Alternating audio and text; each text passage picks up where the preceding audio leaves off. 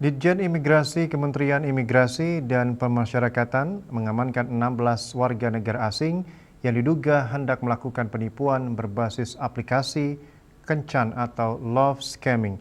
Sebanyak 16 WNA diamankan di Pelabuhan Ratu, Kabupaten Sukabumi, Jawa Barat.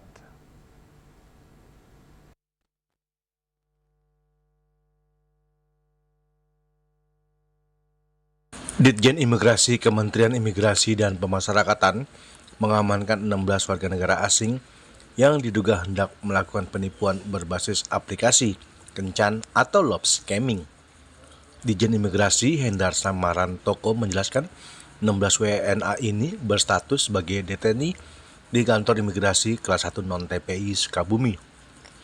Penindakan ini dilakukan atas dugaan kuat terjadinya pelanggaran administratif keimigrasian.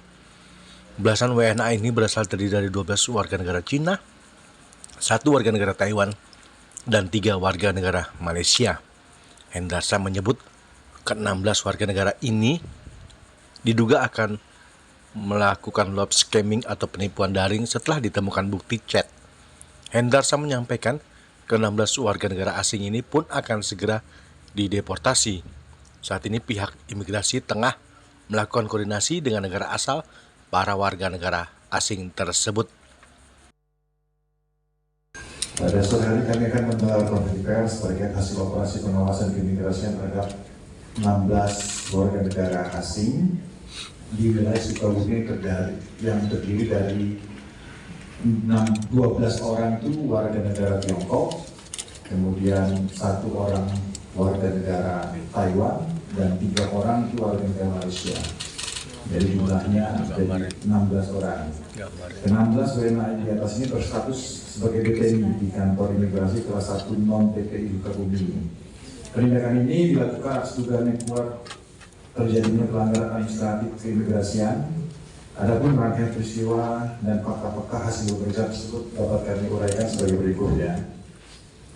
Saya tidak usah sebutkan inisialnya karena banyak ini ya. Terhadap para WNA ini diduga melanggar pasal 75 ayat 1 Undang-Undang Nomor 6 Tahun 2011 tentang keimigrasian, tentang imigrasi.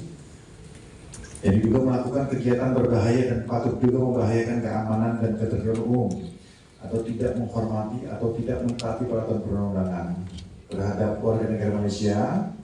Itu diduga melakukan pelanggaran administratif keimigrasian sebagaimana diatur dalam pasal 78 ayat 1 dan ayat 2 Undang-Undang Nomor 6 Tahun 2011 tentang keimigrasian yang berbunyi, orang asing pemegang izin tinggal yang telah berakhir masa berlakunya dan masih berada dalam wilayah Indonesia kurang dari 60 hari dari batas waktu izin tinggal dikenai biaya beban sesuai dengan ketentuan perundang-undangan berlaku.